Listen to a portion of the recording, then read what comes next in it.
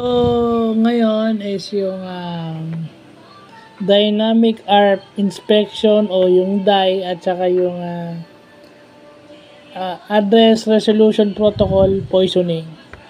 So, yung lagay na lang natin sa ganun, yung dynamic ARP inspection nagpo-protect against sa ARP o ARP poisoning. Pinipigilan niya yung ARP poisoning.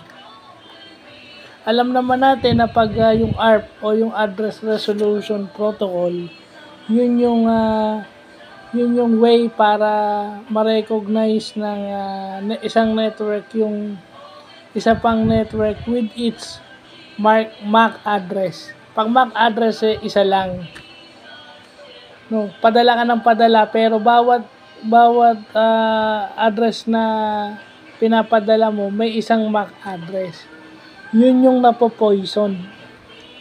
At ang pumipigil doon is yung DAI o yung Dynamic ARP Inspection kasi may tinitignan siyang table. Pag wala doon sa table, ida-drop niya.